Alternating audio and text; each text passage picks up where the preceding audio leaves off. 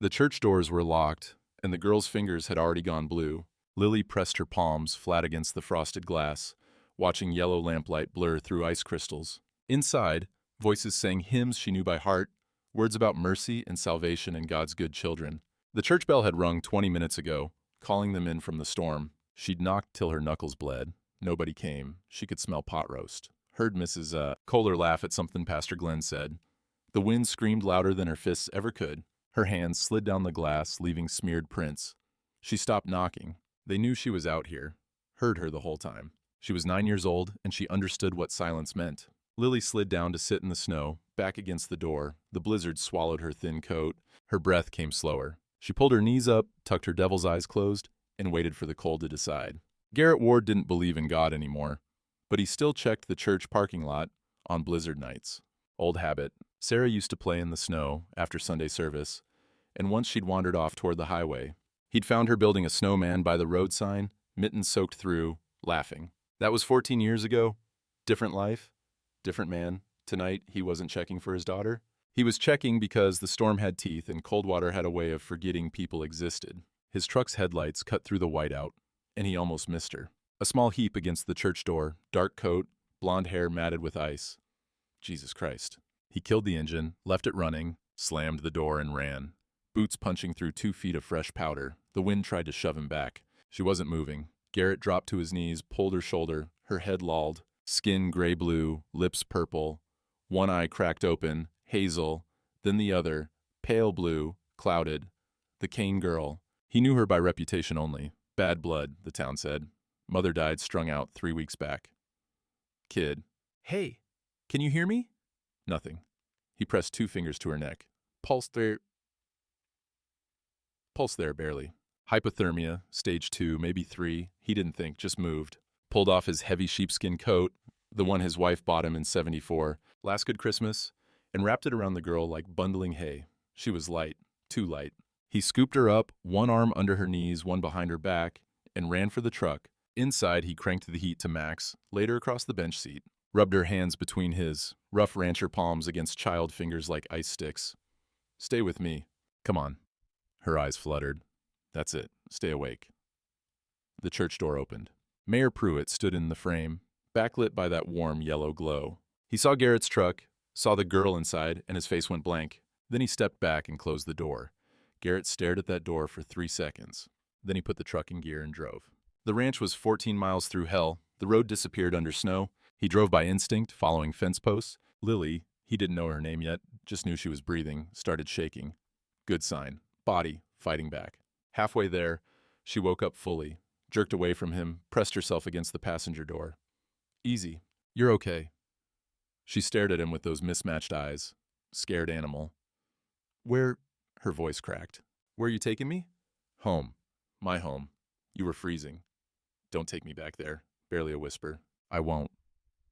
She searched his face, looking for the lie. Found something else. Nodded once and pulled his coat tighter around her shoulders. They didn't talk the rest of the drive.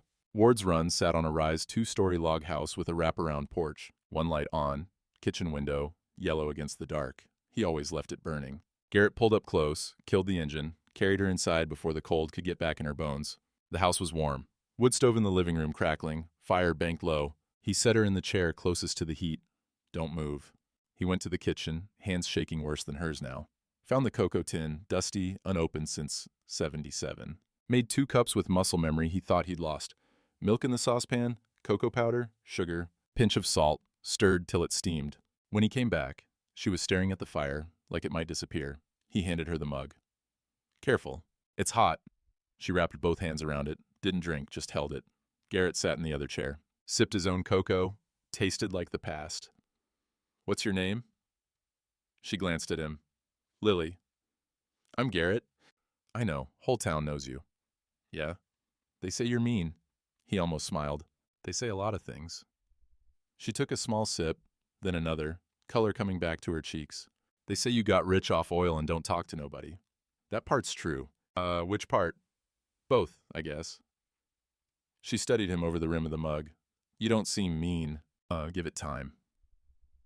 She didn't smile, but something in her face eased. They sat in silence, fire popping, wind rattling the windows, Lily finished her cocoa and set the mug down carefully, like it might break if she moved wrong. You sure I can stay? The question hit him sideways. Didn't ask where she'd go if the answer was no, just checking if this was real. Garrett looked at her. 9 years old, homeless, entire town watching her freeze and calling it God's will. Storm's not letting up. You'll stay tonight. Just tonight? He couldn't answer that. Didn't know the answer.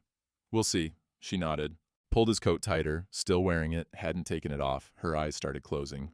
You can sleep there if you want. I'll get a blanket. But by the time he came back with the quilt, she was out, slumped in the chair, head tilted, breathing deep and even. His coat swallowed her whole, sleeves past her hands, hem to her ankles. Garrett draped the blanket over her anyway.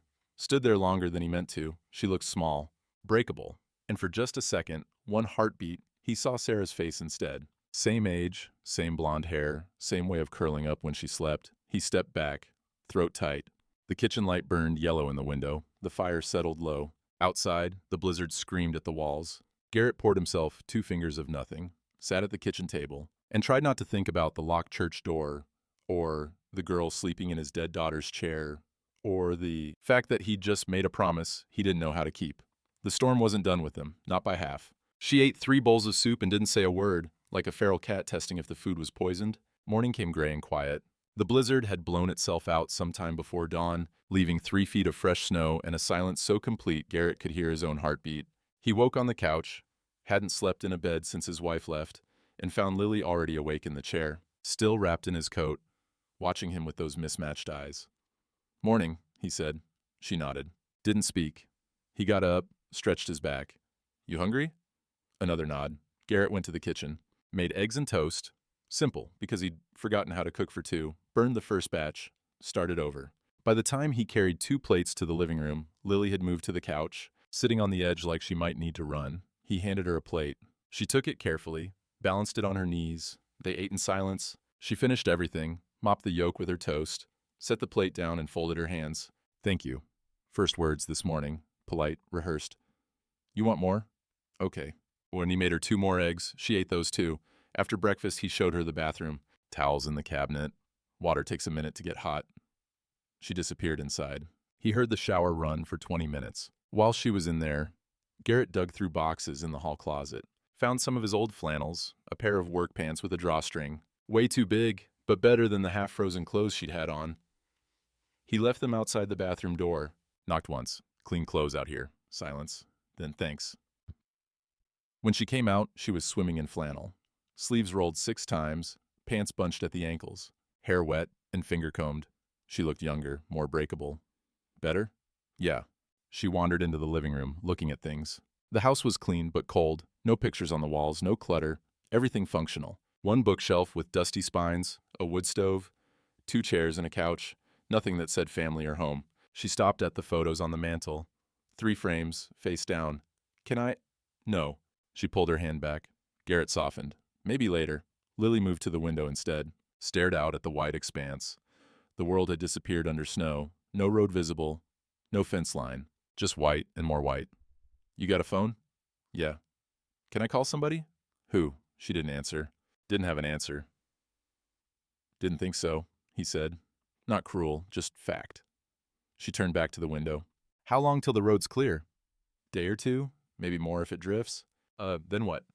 Then we figure it out. They're gonna come for me. Who? Town, social services, somebody. Garrett poured himself coffee, didn't offer her any. Too young for that. Maybe. You can't keep me. I'm not trying to. She looked at him, confused. Then why'd you take me? He didn't have a good answer, or didn't want to say it out loud. Because I couldn't save Sarah. Because the church door was locked. Because I'm tired of watching people die when I have hands that work. You were freezing. So? So I had a truck. She studied him like he was a puzzle. You're weird, he almost smiled. Heard that before. By afternoon, they'd settled into something like coexistence. Garrett worked, split wood, fed the horses, checked the generator. Lily followed him at a distance, watching, learning the layout of the place. Ward's Run was bigger than she'd thought. Barn, stable, 3 outbuildings, fenced pasture disappearing under snow. Horses stamping in their stalls, breath steaming. Garrett showed her how to throw hay. 2 flakes per horse, not too much. She tried, got it wrong. He corrected her without judgment. Like this. She copied him, Did it right the second time. Good. That one word, good, made her stand taller. They worked in silence. The horses didn't care about her eyes.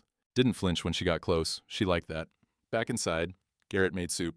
Canned tomato, grilled cheese on the side. She ate 3 bowls. You always eat this much? She froze mid-bite. Not judging, he said. Just wondering. You didn't eat much before. I figured. She finished the 3rd bowl, set it down. Can I help with something? Like what? I don't know. Dishes? Anything. He nodded toward the sink. Go ahead. She washed every dish in the house. Took her time. Did them twice to make sure they were clean. Garrett watched from the table, coffee going cold in his hands. When she finished, she dried her hands and stood there, waiting for instruction. You don't have to earn it, he said quietly. Earn what? Being here. Her face went carefully blank. Everyone's got to earn their keep. You're 9. So you don't owe me nothing. She didn't believe him. He could see it. But she nodded anyway. Evening came early. Sky dark by 4:30. Garrett made dinner, more soup because that's what he knew. Lily helped without being asked, setting the table, pouring water. They ate. She finished first, looked at him. Can I ask you something? Go ahead. What's behind that door? She pointed down the hall. One door, always closed. Garrett's jaw tightened. My daughter's room. Where is she? He set his spoon down.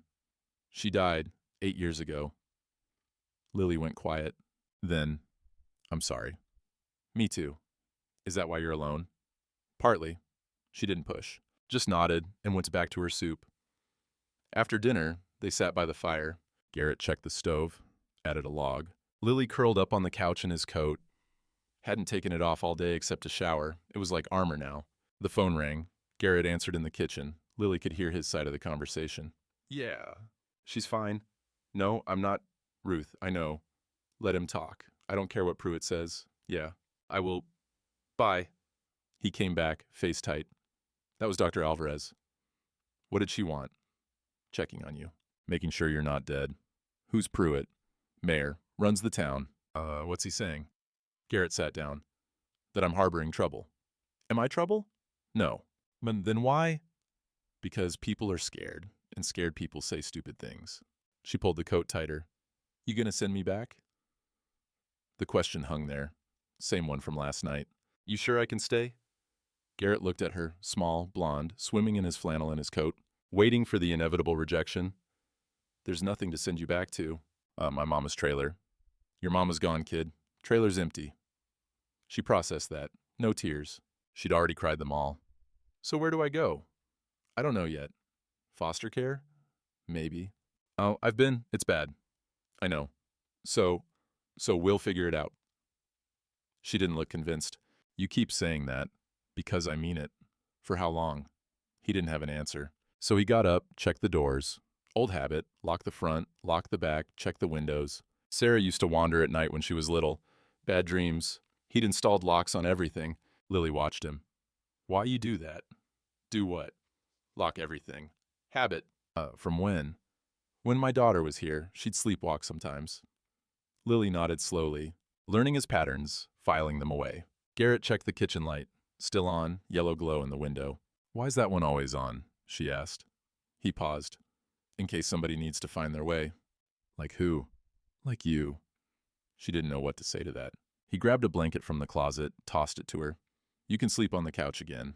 Or there's a guest room upstairs if you want. Couch is fine. Okay. Garrett? Yeah? You sure I can stay? 3rd time she'd asked. Each time looking for a different answer, or the same answer, just to make sure it stuck. You can stay. Not tonight. Not we'll see. Just, you can stay. She pulled the blanket over herself. Burrowed into the couch, his coat still on. Night, she whispered. Night gig. He turned off the living room lamp, left the kitchen light burning, went to his spot on the other couch. Hadn't slept in the master bedroom since his wife left. Couldn't. That room was a tomb. He lay there in the dark, listening to Lily breathe. Even and steady, safe for now. But the town knew she was here. Pruitt knew, which meant everyone knew. And tomorrow, or the day after, they'd come knocking. The storm outside was over. The one inside was just beginning. By day 3, she'd stopped asking if she could stay, and he'd stopped pretending she was leaving. A week slid by. The road got plowed on day 4, but neither of them mentioned it. Routine took hold like ice forming on a pond. slow, then all at once. Mornings. Garrett made coffee and eggs. Lily set the table without being told. They ate, washed dishes together in silence. That wasn't uncomfortable anymore. Just quiet. Mid-morning, chores, feeding horses, mucking stalls, splitting wood. She followed him like a shadow, learning. Asked questions in careful bursts. Why's that one limping? Old injury, she's fine. What's her name? Rosie. Can I pet her? Yeah. Lily approached, slow. Let Rosie smell her hand first. Stroked the mare's neck. The horse leaned into it. She likes you, Garrett said. Lily smiled. First real smile he'd seen. Afternoons. She read his books, old westerns and ranching manuals. He worked on the truck, fixed fence posts he'd been meaning to get to. She brought him tools when he needed them, learned what a socket wrench was, started handing him the right size before he asked. Evenings, dinner, fire, quiet. She did homework from the stack Dr. Ruth had dropped off. So she doesn't fall behind, Ruth had said, not mentioning that nobody from the school had asked about Lily. They'd written her off, and through it all, she wore his coat, inside, outside, morning and night. She'd take it off to shower, hang it on the bathroom hook, put it right back on after. Slept in it, wrapped it around herself like a blanket with arms. By day 7, Garrett noticed the sleeves were getting dirty, cuffs frayed from dragging. You're gonna wear that thing out, he said over breakfast. Lily looked down at the coat. It's warm. I got other coats, smaller ones that'd fit better. I like this one. Why? She shrugged. Didn't have words for it. Or didn't want to say them out loud. He got it, though. It wasn't about warmth anymore. That night, she fell asleep on the couch in it, curled up with a book on her chest, face peaceful. Garrett stood there longer than he meant to, just watching. She looked so small inside it. Sleeves past her fingertips, collar up around her ears. He grabbed the quilt, draped it over her, whispered something he didn't mean to say out loud. You'll grow into it. Her eyes cracked open, half asleep. What? He froze. Hadn't meant for her to hear. Nothing. Go back to sleep. But she was looking at him now. Really looking. You said I'll grow into it. He couldn't take it back. Yeah, I did. You mean, she stopped. Scared to finish the sentence, scared to hope. I mean, you're staying long enough to grow into it. Something in her face cracked open. Not quite a smile. Not quite tears, just relief. Raw and complete. Okay, she whispered. He nodded, turned off the lamp, left the kitchen light on, stood in the dark hallway for a full minute, heart hammering, wondering what the hell he'd just promised. Next morning, over eggs, Lily asked the question she'd been circling for days. Can I see her room? Garrett's fork stopped halfway to his mouth. Whose? Your daughter's. He set the fork down. Why? I don't know, just wondering. He looked at the closed door down the hall. Hadn't opened it in 8 years. Wife did once. After Sarah died, packed up some clothes to donate. Couldn't finish. Left everything else. Then she left too. Maybe later, he said. You said that before. And I meant it. Later. Lily backed off. Ate her eggs, but then quieter. What was her name? He could have shut it down. Could have said drop it or not your business. But something about the way she asked, careful, like touching a hot stove, made him answer. Sarah. How old was she? 9, same as you. Lily went still, processed that. How'd she die? Pneumonia. Happened fast. You were there? No. The word came out harder than he meant. I was fixing a fence. She called for me, and I didn't hear by the time I got inside. She had a fever. 3 days later, she was gone. That's not your fault. He looked at her, 9 years old, half-starved, abandoned by a whole town. And she was trying to comfort him. My wife thought it was. Where is she? Denver. Left 6 months after Sarah died. Said I cared more about the ranch than our family. Maybe she was right. Lily shook her head. She wasn't. You don't know that. I know you picked me up when I was freezing. Know you make me eggs every morning. Know you teach me stuff and don't yell when I get it wrong. That ain't someone who don't care. Ain't. First time she'd slipped into full Montana cadence. She was picking up his rhythms. Garrett didn't know what to say to that, so he just nodded. They finished breakfast in silence. After, while washing dishes, Lily asked, Why'd the town lock me out? He'd been waiting for that question. Because people are scared. Of what? Of being kind and getting hurt. She handed him a plate to dry. That's dumb. Yeah, it is. They say I got devil's eyes. She pointed to her face. One hazel, one pale blue. Heterochromia, genetic fluke, harmless. That's the dumbest thing I ever heard, Garrett said. Really? Really? Ain't nothing wrong with being different. Just means you see more. She smiled. Small thing, but real. You're weird, she said. Heard that before. That afternoon, Garrett announced he needed to go to town. Supply run, feed for the horses. Lily's face went tight. Okay. You can come if you want. No. Too fast. I'll stay here. You sure? Yeah. But he could see it, the fear. She thought, if he went alone, he might not come back, or might come back with Sheriff Hopper in a court order. I'll be an hour, 2 at most. Okay. Lock the door behind me. Okay. He left. She stood at the window, watching his truck disappear down the road. Coldwater Hardware smelled like sawdust and machine oil. Garrett grabbed what he needed, 50-pound bag of grain, fence staples, work gloves, carried them to the counter. Jed Kramer rang him up without meeting his eyes. That'll be $43.50. Garrett paid cash, turned to leave. Mayor Pruitt stood blocking the door. Garrett, got a minute? Not really. Make one. They stepped outside. Cold bit through Garrett's jacket. Pruitt wore his church coat, wool, clean bolo tie with turquoise. You keeping that girl? She's got nowhere else.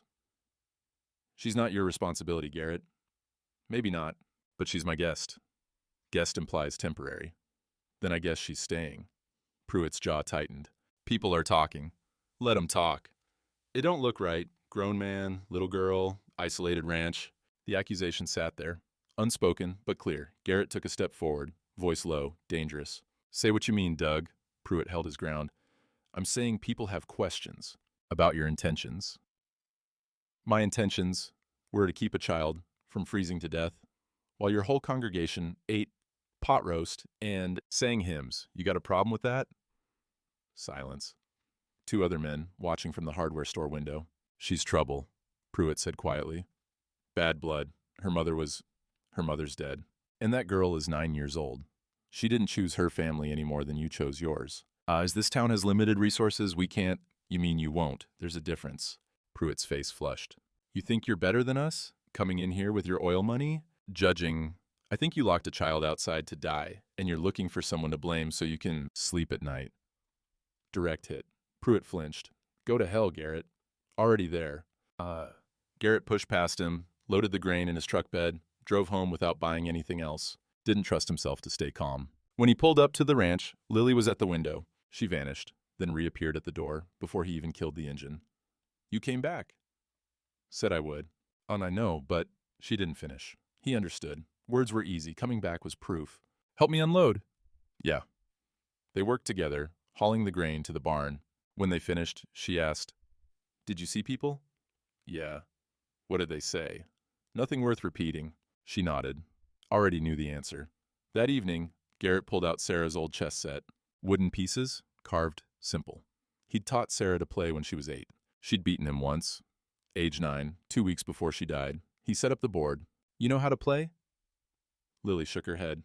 Come here, I'll teach you. They sat on the floor by the fire. He showed her how each piece moved. She learned fast, listening hard, asking questions. Why's the horse go like that?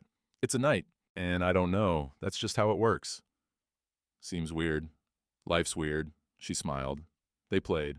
She lost quick the first game. Slower the second. By the third, she was thinking ahead. You're good at this, Garrett said. You're letting me win. No, I'm not. You are. I can tell. He wasn't. She was actually good. They played until the fire burned low, Lily yawning between moves. One more game? She asked. Tomorrow. You're falling asleep. Am not. But she was, eyes heavy. She pulled his coat tighter, curled up on the couch. Before she dropped off completely, she asked, Garrett? Yeah? Why you being nice to me? The question caught him off guard. Why wouldn't I be? Most people aren't. He thought about that.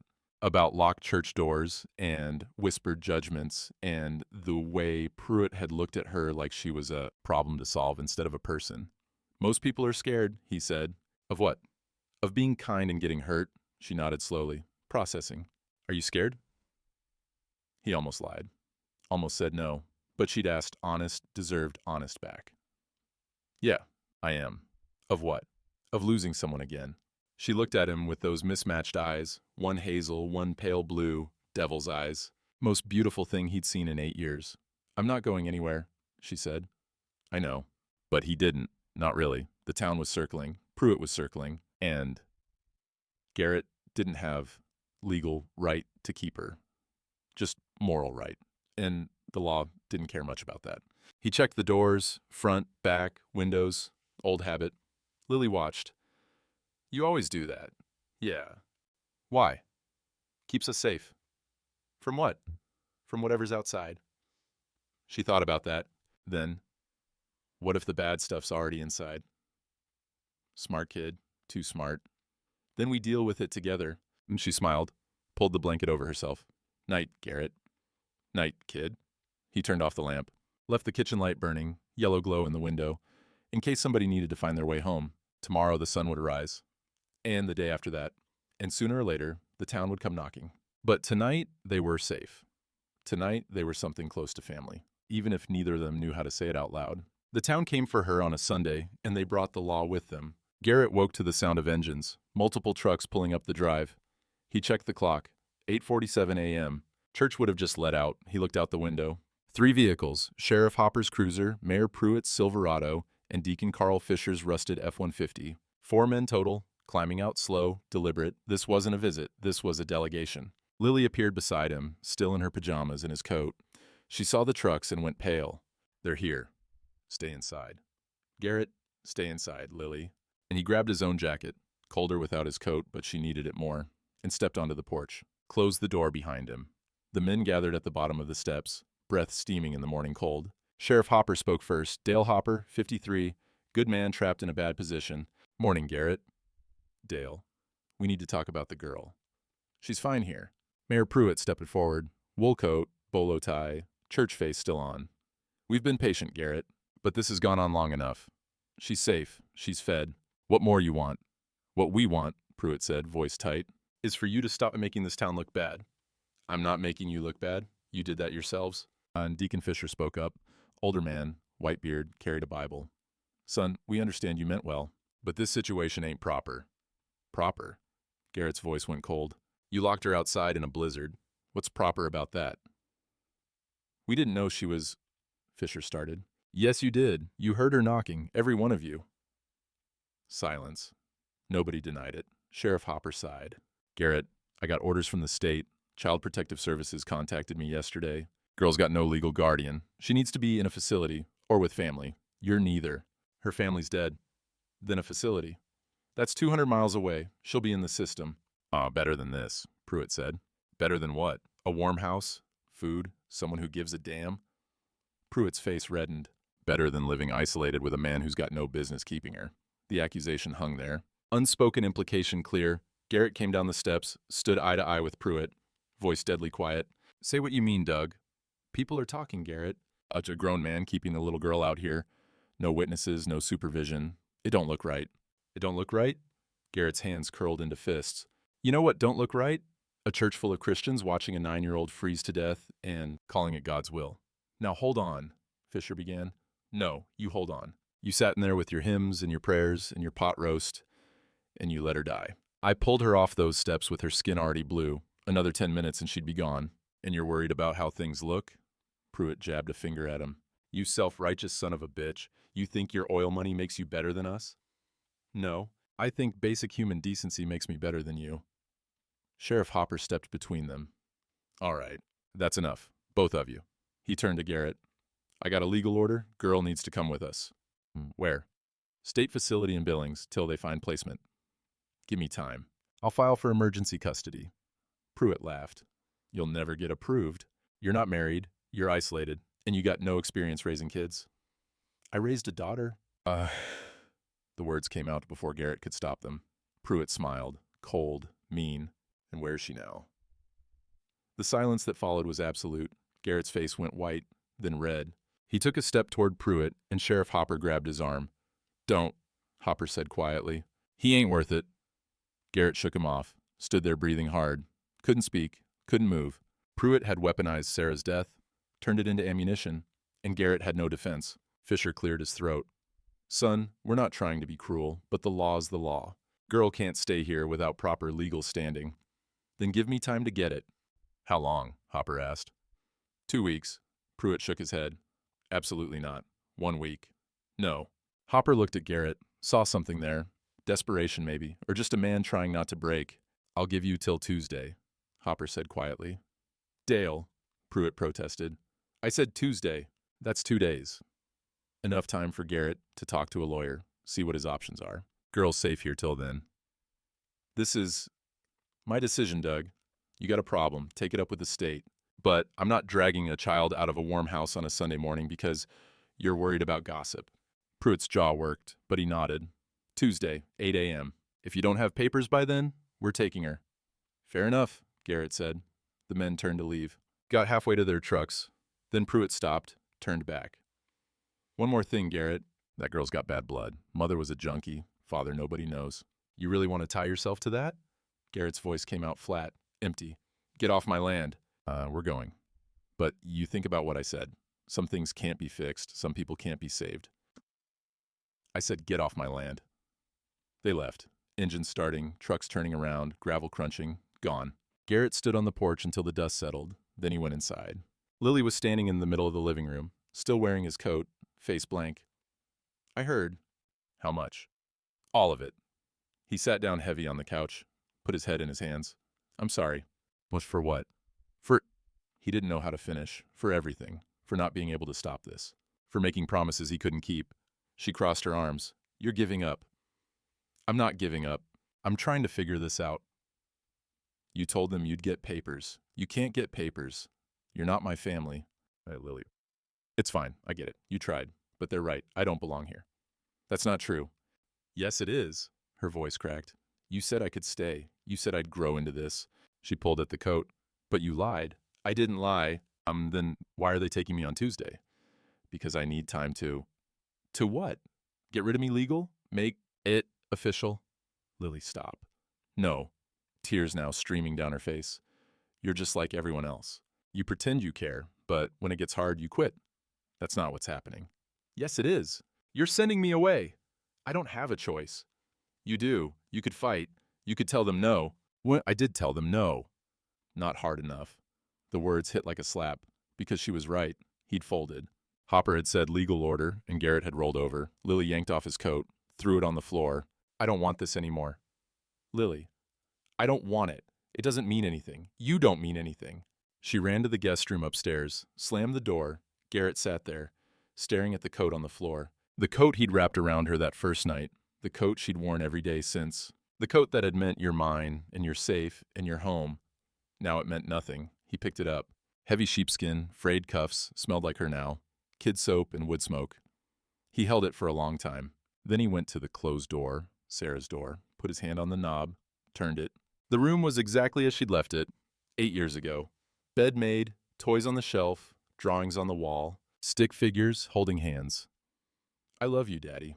In crooked letters, he stood in the doorway, couldn't go in, couldn't move. I'm sorry, baby girl, he whispered. I'm trying, but I don't know how to do this. The room didn't answer. He closed the door, went back downstairs, called the only lawyer he knew, Jim Hendricks in Billings, left a message. Knew it wouldn't matter. Pruitt was right. Single man, isolated ranch, no experience. The state would laugh him out of the room. Monday morning came. Lily wouldn't leave her room, wouldn't eat, wouldn't talk. Garrett tried, knocked on her door. Lily, I made eggs. Nothing. I'm calling lawyers. I'm trying to figure this out.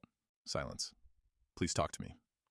The door stayed closed. He sat outside it for an hour. Just sat there, on the floor of the hallway, back against the wall, listening to her breathe on the other side. I'm not giving up on you, he said to the door. I know you don't believe me, but I'm not. No answer. That night, she came down once, got a glass of water, saw him at the kitchen table surrounded by papers, adoption forms, custody petitions, legal code he didn't understand. What's that? She asked, voice small. Paperwork, for custody. Will it work? He wanted to lie, say yes, and everything will be fine, and you're staying forever. But she deserved the truth. I don't know. She nodded, set the glass down, went back upstairs. The coat stayed on the floor where she'd thrown it. Tuesday morning, 7:30 a.m. Garrett was on the porch when the sheriff's cruiser pulled up, alone this time. No Pruitt, no Deacons, just Hopper. Behind him, a white van, State Child Services. Lily came outside. She'd packed a plastic grocery bag. Everything she owned fit in one bag. She didn't look at Garrett, didn't look at the coat still lying on the living room floor. Hopper got out slow. I'm sorry, Garrett. You get those papers? Lawyer says it'll take 60 days minimum. Emergency custody won't be approved without a home study. So that's a no. Yeah, that's a no. Hopper nodded, looked at Lily. You ready, sweetheart? She didn't answer, just walked down the steps. Garrett followed. Lily, wait. She stopped, didn't turn around. I'm not done. You hear me? I'm filing the papers. It'll take time, but I'm not done. Okay. I mean it. I said okay. She got in the van. Social worker, middle-aged woman with tired eyes, buckled her in. Lily stared straight ahead. The van pulled away, disappeared down the drive. Hopper lingered. For what it's worth, you did a good thing, taking her in. Doesn't feel like it. I know. Hopper left. Garrett stood in the driveway for a long time. Empty ranch, empty house, empty everything. He went inside, picked up the coat from the floor, hung it on the hook by the door where it belonged, sat down at the kitchen table, and for the first time in 8 years, Garrett Ward put his head down and cried. The house was too quiet without her, and Garrett realized he'd been dying in silence for 8 years, until she made noise. Wednesday, day after they took her. He woke at dawn from habit, made coffee for 2, set out 2 plates before remembering, put one back, ate standing at the sink, couldn't sit at the table. Her chair was too empty. The coat hung on its hook by the door. He'd picked it up Tuesday night after she left, hung it there like nothing had changed. Like she might walk through the door any minute, put it on, ask what's for breakfast. She wouldn't. He drank his coffee, washed both mugs anyway, hers and his, dried them, put them away. Then he did the only thing he knew how to do. He worked, fed the horses, mucked stalls, split wood he didn't need, fixed fence posts that weren't broken, anything to keep moving, because if he stopped, he'd have to think. And if he thought, he'd have to feel. By noon, his hands were blistered. He went inside, made a sandwich, threw it away after 2 bites. The chess set was still on the floor where they'd left it. Game half finished, her pieces winning. He stared at it for 10 minutes, then carefully put the pieces back in the box, closed the lid, set it on the shelf. The phone rang. Dr. Ruth. How are you holding up? Fine. Liar. He didn't argue. I called the facility, Ruth said. Talked to the intake coordinator. Lily's not eating much. Won't talk to anyone. They're worried about her. Garrett's chest tightened. She say anything? Asked if you were coming. What did they tell her? That you're not family. Can't visit without clearance. Can I get clearance? Takes a week. Background check, paperwork. You know how it is. Yeah. Silence on the line. Garrett, I'm not supposed to tell you this. But there's a visiting day Sunday. Public hours. You don't need clearance for that. They'll let me see her? If she agrees to see you. They can't force her. Okay. Okay? I'll be there. Good. And Garrett, don't go empty-handed. She hung up. Thursday, Friday, Saturday. Time moved like sludge. Garrett called lawyers. 3 in Billings, 2 in Helena. Same answer every time. Emergency custody required marriage or blood relation. Foster certification took 60 days minimum. Background checks, home studies, interviews. He could file, but approval wasn't guaranteed, especially for a single man with no experience. What about the fact that she was dying when I found her? He asked the 3rd lawyer. Doesn't matter. Good intentions aren't legal standing. So what do I do? Hope the state finds her a good placement. Stay in touch if she wants. Maybe in a few years, when she's older, you could... He hung up. Saturday night, he sat in Sarah's room. First time he'd actually entered since she died. He'd opened the door the day Lily left, but couldn't cross the threshold. Tonight he did. Sat on her bed. Springs creaked. Same sound they made when she'd bounce on it, age 6, pretending to fly. Her drawings covered one wall. Stick figures. Family. Mom. Dad. Sarah. Dog. Happy son in the corner. House with a chimney. I love you, Daddy, in crayon. He pulled one off the wall, folded it carefully. Put it in his shirt pocket. On her dresser, a music box his mother had given her, ballerina inside. He wound it up. Tinkly melody filled the room. Sarah had played it every night before bed. He let it run down. Silence returned. I tried, baby girl, he whispered to the empty room. I tried to save someone, and I couldn't do it, just like I couldn't save you. The room didn't answer. It never did. He stood, turned to leave, stopped. On Sarah's pillow, a hair tie. Cheap plastic, bright pink, lilies. She must have come in here while he was out feeding horses, touched Sarah's things, left part of herself behind. He picked it up, held it in his palm. Bright pink against his calloused, work-scarred hand. She'd been in this room. The room he couldn't open for 8 years, Lily had opened in 8 days. He closed his fist around it, put it in his pocket next to Sarah's drawing. Sunday, 6 a.m., he was on the road before sunrise, 200 miles to Billings. Highway 87 through empty prairie, sky gray, snow on the ground, but roads clear. He drove in silence. No radio, just engine noise and wind. The state facility was a low brick building on the east side of town. Institutional, cold, chain link fence around a frozen playground. He parked, sat in the truck for 5 minutes, building courage. Then he got out. Inside, fluorescent lights, linoleum floors, smell of industrial cleaner. A woman at the desk, mid-40s, tired eyes, state badge. Help you? I'm here for visiting hours. Lily Kane. She checked a list. You family? No. But has she approved you for visitation? I don't know. Can you ask her? The woman sighed. Picked up a phone. I'll check. She spoke quietly into the receiver, nodded, hung up. She says she doesn't want to see you. The words hit like a punch. Can you ask her again? Tell her I drove 200 miles. Tell her I just want 5 minutes. Sir, if the child doesn't want to see you, I can't force her. I'm not asking you to force her. I'm asking you to let her know I'm here. The woman's face softened slightly. What's your name? Garrett Ward. She picked up the phone again, spoke, waited, spoke again, hung up. She says no. Garrett stood there, couldn't move, couldn't process it. Can I leave something for her? Depends what it is. He pulled out a folded piece of paper, his handwriting rough and unsteady. Lily, I'm filing papers. It'll take time, but I'm not stopping. You can stay mad as long as you need to. I'll still be here. Gee, he handed it to the woman. Can you give her this? She read it, nodded. I can do that. And tell her... His voice cracked. He cleared his throat. Tell her I'm sorry. I will. He turned to leave. Mr. Ward? He stopped. For what it's worth, most kids in here don't have anyone driving 200 miles to see them. He nodded, couldn't speak, walked out, sat in his truck in the parking lot for 20 minutes, staring at the building. Second floor, third window from the left.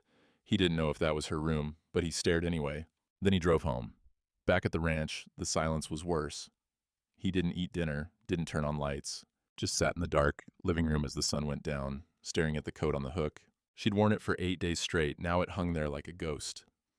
Around midnight, he got up, poured himself whiskey, first time since Sarah died. He'd quit drinking after his wife left, after she'd screamed that he cared more about drowning himself than fixing what was broken. Maybe she'd been right. He took the bottle to Sarah's room, sat on her bed with the lights off, drank straight from the bottle. And finally, he let himself remember. January 14th, 1977, cold day, clear sky. Sarah had woken up with a cough, nothing serious. His wife had wanted to keep her home from school. Garrett said she'd be fine, it was just a cold. He'd spent the day fixing the south fence line. Barbed wire had come loose in the wind. Took him 6 hours in freezing cold, fingers numb, to get it tight again. When he came inside at dusk, his wife was on the couch with Sarah. The girl was shivering, fever-flushed. How long has she been like this? He'd asked. Since noon. She called for you. I was working. I know. They'd driven Sarah to Dr. Ruth's clinic. Pneumonia. Ruth had given her antibiotics, said to watch her closely. 3 days. That's all it took. Day 1. Fever wouldn't break. Sarah too weak to get out of bed. Day 2. Breathing labored. Ruth came to the house, said if she didn't improve by morning, they'd need to go to Billings. Day 3. Sarah woke at 4 a.m., struggling to breathe. They loaded her in the truck, drove through the dark. She died in his wife's arms 20 minutes from the hospital. Last thing she'd said, tell Daddy I'm cold. Not angry, not asking where he'd been, just cold, wanting her father to make it better. And he couldn't. The funeral was small. Half the town showed up. Good people, offering condolences that meant nothing. Garrett stood at the grave and felt nothing, just empty. His wife started sleeping in the guest room. Stopped talking to him except when necessary. 6 months later, over breakfast, she said, I can't do this anymore. Do what? This. Us. Living with you. What are you talking about? You killed her, Garrett. The words were so calm, so matter of fact. What? You were fixing a fence. She was dying, and you were fixing a fence. Yeah, I didn't know. You should have known. You should have been there. You should have cared more about your daughter than your goddamn ranch. That's not fair. She laughed, bitter. You want to talk about fair? Our daughter's dead because you couldn't hear her calling. She had pneumonia. The doctor said watch her closely. And you were outside. Like always. Working, fixing, doing anything but being a father. I was providing. I don't care. She needed you, and you weren't there, and I can't... Her voice broke. I can't look at you anymore without seeing her face. Without thinking about how she died, waiting for you. She left that afternoon, drove to Denver, filed for divorce. He didn't fight it. Because maybe she was right. Maybe if he'd been inside, instead of fixing fence. Maybe if he'd checked on Sarah at noon, instead of working through lunch. Maybe if he'd heard her call his name. Maybe she'd still be alive. Garrett sat in the dark, bottle half empty, that old guilt pressing on his chest like a stone. "I'm sorry," he whispered to the room. "I'm so sorry, baby girl." But then, a thought, small at first, growing. "Tell Daddy I'm cold," Sarah's last words. Not "where's Daddy" or "why wasn't he here" or "I needed him and he failed me." Just "I'm cold." A statement. A request for comfort. She hadn't blamed him. His wife had blamed him. He'd blamed himself. But Sarah, dying, 9 years old, scared, had just wanted her father near. And when he'd arrived at the hospital, even though she was already gone, he'd held her. He'd been there at the end. Late, but there. He pulled Lily's pink hair tie from his pocket. Held it in one hand, Sarah's drawing in the other. 2 girls, same age. Both needed him. One he couldn't save. One he could. The difference was time. And choice. Sarah's death wasn't his fault. Pneumonia was fast, brutal, random. He'd done everything he could.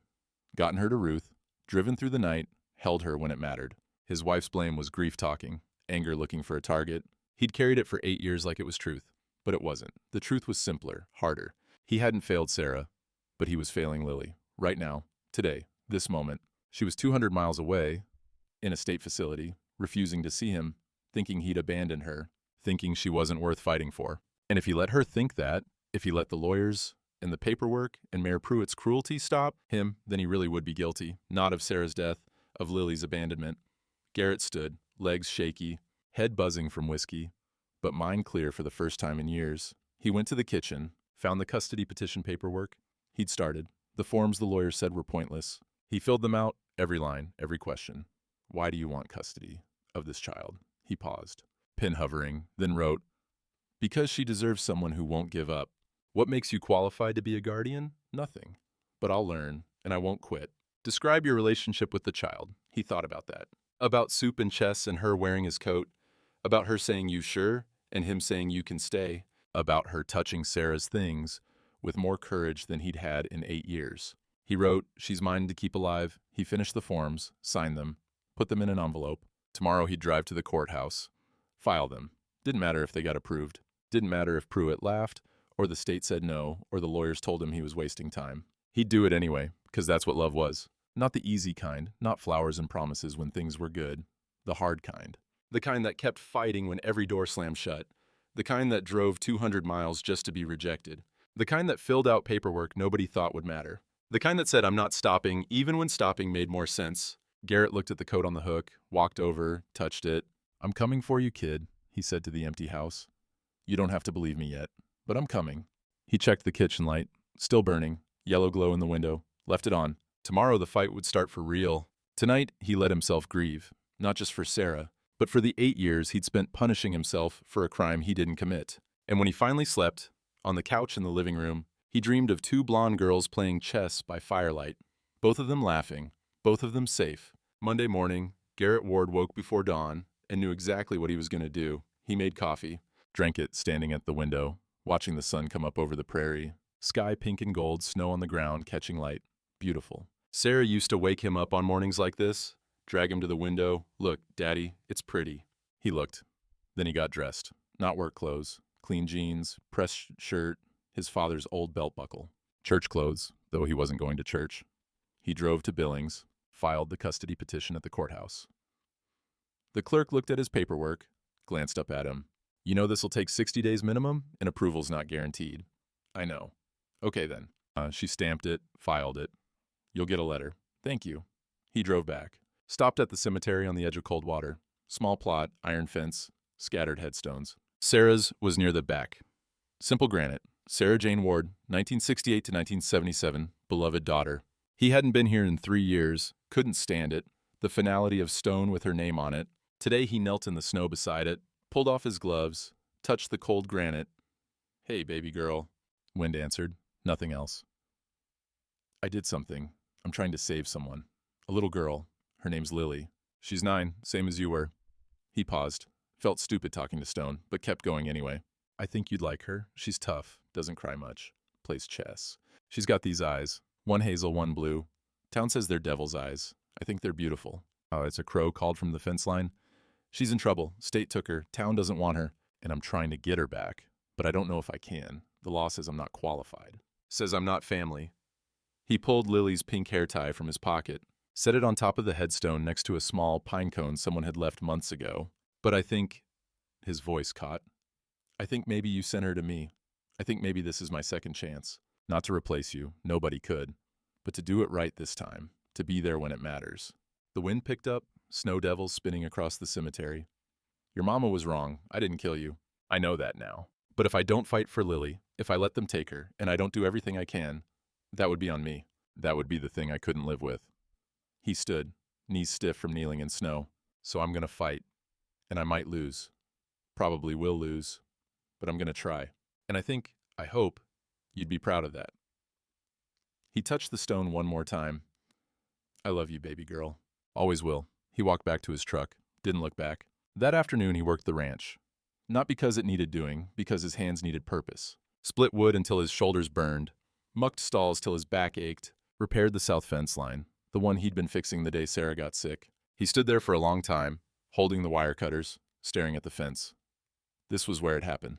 Where he'd been working while Sarah called for him. For 8 years, he'd hated this fence, avoided it, let it fall apart, rather than touch it. Today, he fixed it, tightened every wire, replaced 3 posts, made it stronger than it had ever been. When he finished, the sun was setting. He stood in the middle of the pasture, alone, surrounded by snow, and empty land and darkening sky. A man at the edge of his world. For the first time in 8 years, he didn't feel like running. Evening came, he made dinner, sat at the table, with 2 plates out of habit, realized, left them both there anyway, ate slowly, washed dishes, dried them, put everything away. Then he went to the living room, took his coat off the hook, the one Lily had worn, the one she'd thrown on the floor, the one he'd hung back up. He put it on, stood there wearing it. It smelled like her. Kid soap and wood smoke and something else, hope maybe? Or just the scent of a child who'd been safe for 8 days. He took it off, folded it carefully, set it on the couch. Tomorrow he'd drive back to Billings. He'd try to see her again. And if she said no again, he'd wait in the parking lot. He'd come back next Sunday. And the Sunday after that. However long it took for her to believe him. The phone rang. He answered. Garrett? Dr. Ruth's voice. You sitting down? What's wrong? Nothing's wrong. But there's a town meeting Thursday night. Pruitt called it. About Lily. Well, what about her? I don't know yet, but I think you should be there. I'll be there. Good. And Garrett, don't go alone. I'll be there too. So will Betty Kohler, maybe a few others. Why? Because what they did was wrong, and some of us are tired of being quiet about it. She hung up. Garrett stood in the kitchen holding the phone. Outside, full dark now, stars coming out. He checked the doors, locked them, old habit. Then he went back and unlocked the front door, left it open a crack, in case somebody needed to get in, in case somebody needed to find their way home. He turned off all the lights except one. Kitchen window, yellow glow against the darkness. Thursday he'd face the town. Sunday he'd see Lily again, whether she wanted to see him or not.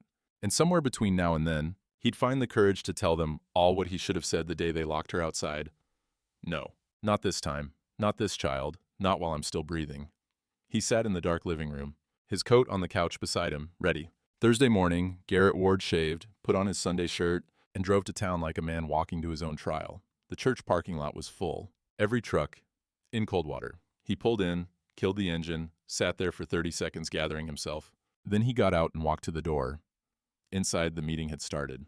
50 people packed into pews. Pruitt, at the front, holding court. Everyone turned when Garrett walked in. Silence dropped like a stone. This is a closed meeting, Garrett, Pruitt said. Then open it. Garrett walked down the center aisle, boots loud on old wood. We need to talk about Lily Kane. There's nothing to discuss. The child is in state care where she belongs.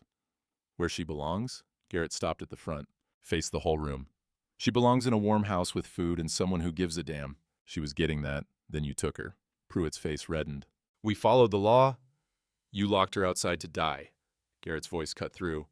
All of you. You sat in here with your hymns and your pot roast and you listened to a 9-year-old child freeze. You heard her knocking and you did nothing. Silence. Nobody denied it. She's in Billings now, in a facility. Won't eat, won't talk. And you're having meetings about budgets like you didn't just commit murder by committee. Deacon Fisher stood. Now hold on. No, you hold on. Garrett turned to him. You carried a Bible that night. Quoted scripture about God's will. Well, I got a question for you. Which part of letting a child die is God's will? Fisher sat down. Garrett looked around the room, saw faces he'd known for 20 years. Good people, scared people. I filed custody papers. State says I'm not qualified. Says I'm isolated, inexperienced, not family. And you know what? They're right. I'm none of those things. He paused. Let it sink in. But I showed up. When she was dying, I showed up. And I'll keep showing up. Every Sunday, every day if they let me. Because that's what you do when someone needs you. You show up. Dr. Ruth stood. I'll testify for him. Betty Kohler stood. Me too. Sheriff Hopper stood. And me. 3 more people rose, then 2 more. Not the majority, but enough. Pruitt slammed his hand on the podium. This is ridiculous. You can't just— Yes, I can, Garrett said. I can keep trying even when it's pointless. I can drive 200 miles, knowing she might say no. I can fill out forms. Nobody thinks we'll get approved. Because giving up on her would mean you were right. Would mean she's not worth fighting for. He stepped closer to Pruitt, voice quiet now, deadly. But she is worth it. And history's going to remember which side you were on, the side that saved her, or the side that locked the door. Pruitt had no answer. Garrett turned and walked out. He drove straight to Billings, didn't go home first, just drove. Arrived at the facility at 2 p.m., walked to the front desk. I'm here for Lily Kane. Sir, we discussed this. Oh, Sheriff Hopper walked in behind him. It's okay. I'm authorizing emergency placement pending the custody hearing. The desk worker blinked. Sheriff, that's highly irregular. So is letting a kid freeze. Get the paperwork. 20 minutes later, Lily appeared. State clothes, plastic bag with her things. Face blank when she saw Garrett. You came back. Told you I would. I didn't believe you. I know. They stood there, 10 feet apart, an ocean of hurt between them. Garrett pulled his coat from under his arm, the sheepskin one, held it out. I brought this. She stared at it. I threw it away. I picked it up. Why? Because it's yours. Has been since the first night. Tears in her eyes now. You sure this time? Yeah, kid, I'm sure. She crossed the space between them, took the coat, put it on, sleeves past her hands, collar to her ears. She looked up at him with those mismatched eyes. Can we go home? Something broke open in his chest. Relief, joy, terror, all of it at once. Yeah, let's go home. They walked out together. Her hand found his. In the parking lot, she stopped. Garrett? Yeah? I'm sorry, I said you didn't mean anything. Don't be. You were protecting yourself. Still, I didn't mean it. I know. They got in the truck. She buckled in, pulled his coat tight. He started the engine, looked at her. You ready? She nodded. They drove home through the winter afternoon. 2 people who'd been alone, finding their way back to each other. The storm was over. The light was still on. Spring came slow to Montana, but inside Ward's ranch, something had already thawed. 3 months later, late April. Snow mostly gone except in the shadows. Mud season, grass starting to green. First calves born. Custody hearing had happened in March. Judge approved, emergency foster placement, adoption pending. Pruitt hadn't shown up. Most of the town hadn't. But Dr. Ruth had. Betty Kohler, Sheriff Hopper, 5 others. Enough. Garrett stood in the courtroom and answered questions. Why did he want custody? What made him qualified? What could he offer this child? He'd looked at the judge and said it plain. Nothing but time and trying, but I won't quit. The judge had looked at Lily. What do you want? Lily, 9 years old, mismatched eyes steady. I want to stay with him. Why? Because he came back. The gavel came down. Approved. Now, April evening. Lily was in the barn helping with chores. She knew how to feed horses without being told. Knew which mare kicked, which one was gentle. Talked to them while she worked. Garrett watched her from the barn door. She'd grown an inch. Filled out, not much, but some. Smiled more. Laughed occasionally. Still quiet. Still careful. Still tested promises. But healing. She looked up. Saw him watching. What? Nothing. You're good at that. You taught me. Yeah, I did. She finished. Came over. Dinner? Yeah. You hungry? Always. They walked to the house together. Routine now? Easy. Inside, he made spaghetti. She'd asked him to learn something besides soup and eggs. He'd bought a cookbook, burned 3 attempts before getting it right. She set the table. 2 plates. 2 forks, 2 glasses of milk. They ate. She told him about school, how the kids still stared at her eyes sometimes. But Jennifer Kohler, Betty's granddaughter, sat with her at lunch now. How she got an A on her math test. How Mr. Peterson said she was good at chess. You are good at chess, Garrett said. I beat you last week. Oh, I let you win. No, you didn't. He smiled. No, I didn't. After dinner, she helped wash dishes. Dried them carefully, put them away. Then she went to the front door, stood there looking at it. Garrett? Yeah. You still lock this every night? He came over. Most nights. Old habit. She reached up, unlocked it, propped it open an inch with the doorstop. He raised an eyebrow. You'll let the cold in? I know, but now people can get in if they need to. He understood. She was reversing his isolation, keeping the house open for the next lost soul. Fair enough? She looked up at him. Think anyone will come? Maybe, maybe not, but they'll know they can. She nodded, satisfied. They went to the living room, fire burning low. She curled up on the couch with a book, one of his old westerns. He sat in his chair, paperwork spread out. Ranch business. Boring but necessary. After a while, she closed her book. Garrett? Yeah? You know I'm not really your daughter, right? He looked up. She was testing again, making sure the truth could be spoken. Yeah, I know. But I can stay? Yeah. Forever? He set his papers down, looked at her directly. You weren't my daughter, he said quietly, but you're mine to keep alive, long as you want to be. She smiled, small, real. Okay. And she went back to her book. He went back to his papers. Outside, the kitchen light burned yellow in the window. Same light, same place. Different meaning now. Later, before bed, Lily checked it. Still on? Yep. Want me to turn it off? No, leave it. Why? In case somebody needs to find their way. She looked at him, understanding. Like you found me. Yeah, like that. I'll keep it on then. Good. She headed upstairs. Her room now, not the guest room. He'd helped her paint it. She'd picked yellow. Night, Garrett. Night, kid. He stood at the window, looked out at the prairie. Dark now, stars coming out, door behind him open a crack, light burning steady. Two people who'd been dying in silence, finding their way to something like family. Not perfect, not whole, but real. He thought about Sarah, about the hair tie still on her gravestone, about the drawing in his desk drawer. And he thought she would have liked Lily, would have taught her to ride, would have played chess with her, would have been a good big sister. The thought didn't hurt anymore, just felt true. He turned off the living room lamp, left the kitchen light burning, went to bed in the master bedroom, first time in 8 years, slow steps, but forward. Outside, the ranch sat quiet under stars. One yellow light in the window, door open just enough, ready for whoever might need finding, ready for morning, ready for the long, hard, beautiful work of keeping each other alive.